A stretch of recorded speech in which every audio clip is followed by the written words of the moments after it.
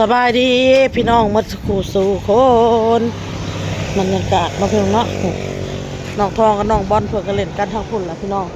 ไปพงเอาถ่านมาขายไม่เท่าน้อยพี่น้องอ้นกับสิปิ้งลูกชิ้นปิ้งกันนะเมียนยันลูกค้าเป็นเขามาซื้อเนาะยามแรงๆแล้วก็มีออเดอร์ของพี่สายพินนำไปใหญ่พงเอาถ่านมาส่งให้น้าสาวน้อยแล้วก็เมื่อคืนนี่เนาะที่เพิ่นหายมาอ้นก็สิหายซะน้อยน้ำแน่แล้วก็สปั้นให้พ่อใหญ่พงเอาไปกินน้ำเด้อพี่น้องเด้อของพี่สายพินเพราะว่ามื้อนี้เฮาขายมีแต่ของใหม่บ่มีของเก่าเนาะเพราะว่าออเดอร์นี่อ้นก็สิเอาให้พ่อใหญ่พงแล้วก็สิให้ซะน้อยกับน้องทองไว้กินเด้อพี่น้องเด้อ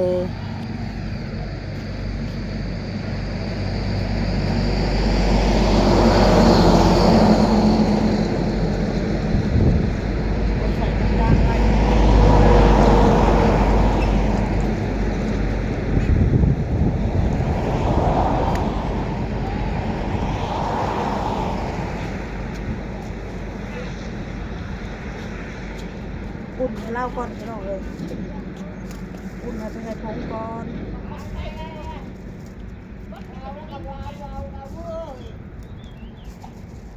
ลงบอลไปกินโรงเรียนน้ำแน่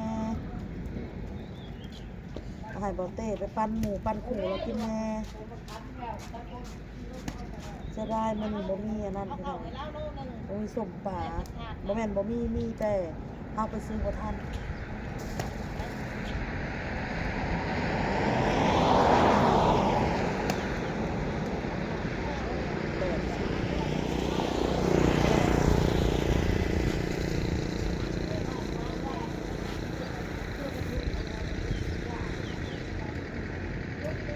จัดผักจัดแจ่วให้เรานำ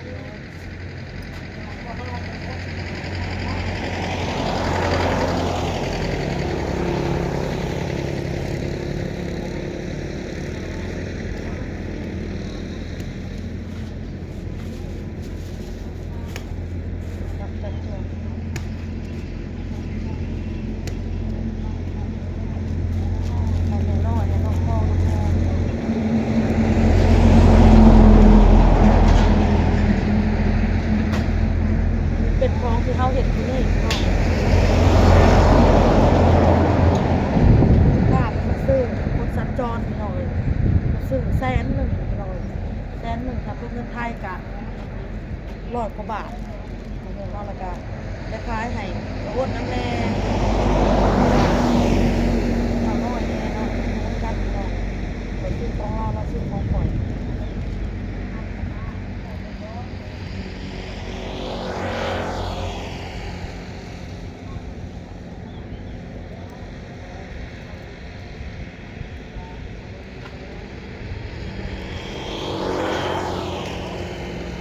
ไก่นะมันคิดปีกค่ะบอเต้กินแน่แอนน้องบอลไปกินแน่อ้นก็ออกมากินก็ไม่คิดแน่น้องเลย10 ปีกที่มดเนาะเนื้อแต่ได้ก็ถูกไก่เลยแหละอ้นซื้อปั้นที่ไหนพงตัด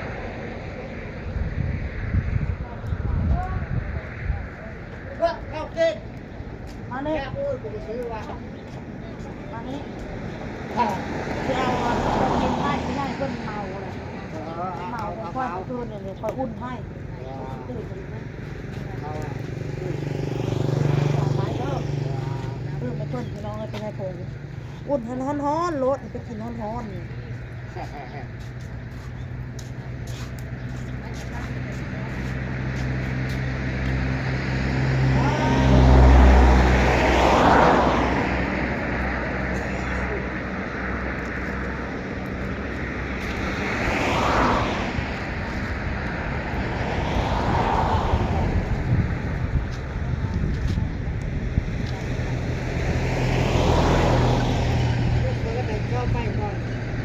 ่ะเอาก้อนที่อุ่นก้อนหน่อย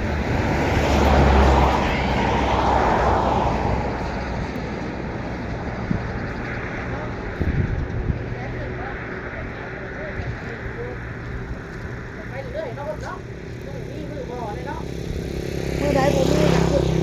เกือบแบบสิรอดบ่มือใดมันมีโอ้ยมีเด้อ้าวอันนี้แหละรอดได้จ้ะ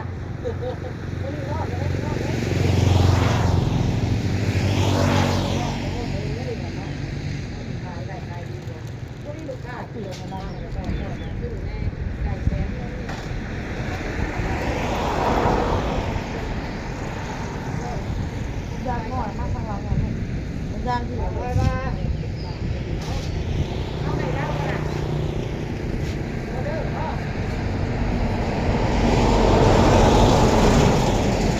ปั๊บนี่เราไปกินน้ำปั๊บไปในโรงเอามากินเอาลูกเอาใส่เอานี่ใส่นี่มันแน่หนาไปในโรงนี่หนูเอาขอบใจเพิ่นแน่ค่ะงานไปขอบใจเพิ่นแน่เอ้าขอบใจเด้อเนาะขอบใจเพิ่นแน่ ขอบใจผู้ใหญ่ใจดีให้จ้ำอินของนางโอ๊ตเป็นบ้าช่วยเหลือจ้าตัวชุบประกายให้ขายรับขายดีขายรับขายรู้เลยขายรับขายดีมาอยู่ที่เองเพิ่นก็บ่มีข้าวกินพี่น้องเอ้ยเอาถ่านมานะแล้วเอาข้าวนั่นล่ะบ่เอาเงินถ่านบ่เอาเงินเอาข้าวเอาดีได้อันออเดอร์จากพี่สายปิ่นพี่น้องปล่อยกันมาหายลาวพอดีเนาะเนาะ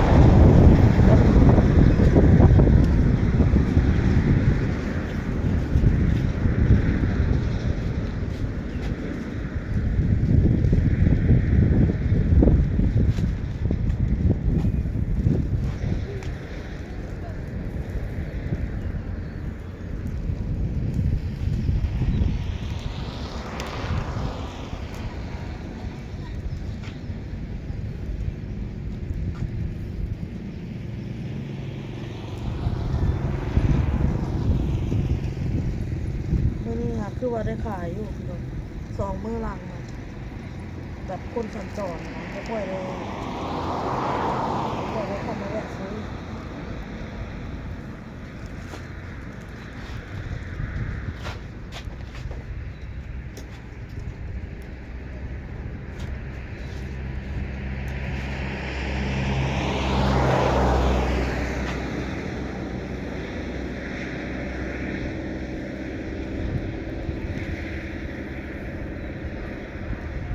ไปพี่น้องเลย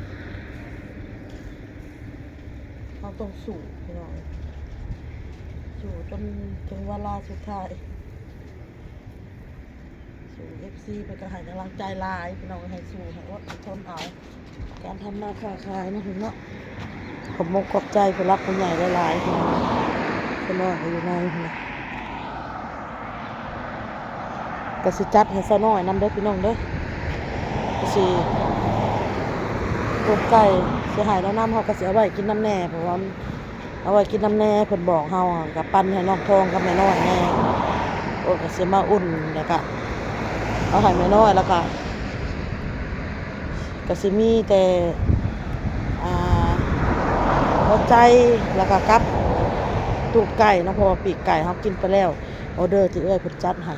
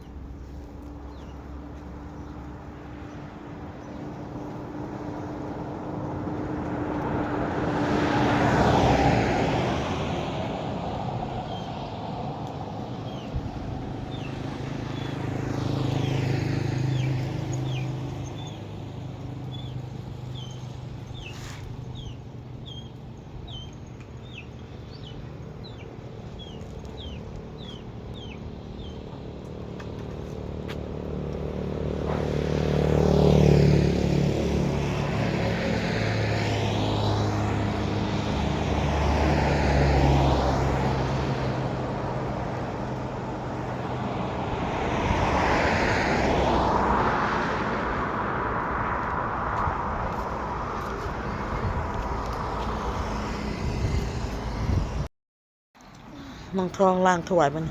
อันก็ออเดอร์ของพี่สายพินเพิ่นเมาอ้นพี่น้องอ้นก็จัดมีอันนั้นแน่ตูดกรอกตูดไก่นะให้น้องทองและแม่น้อยได้กินพี่น้องเอาให้แม่น้อยเด้อพี่น้องเด้อ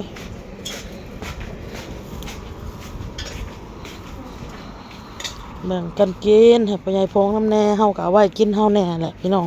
มันบ่แม่นของเสียของอีหยังเนาะว้าวปื้นของยังดีๆทั้งนั้นเฮาก็ยังกินหั่นนะโอ้ยกับแนว มันเลยเนาะโอ้ เจ้าก็ ขอบคุณหลายๆนะจ้าพี่ไตเพน เมื่อหน้าเพิ่นสิ กิน เมื่อหน้าเราสิอุดหนุนเจ้าเราเว้า เป็นอย่างบ่เป็นอย่างดอกเอาไปกินมื้ออื่นเช้าครับน้องทอง2คนอยู่กัน2คนพอดีมื้อเช้ากินลวกผักเก็บแกงมักเล่นใส่พอดีนะอ้นเนาะ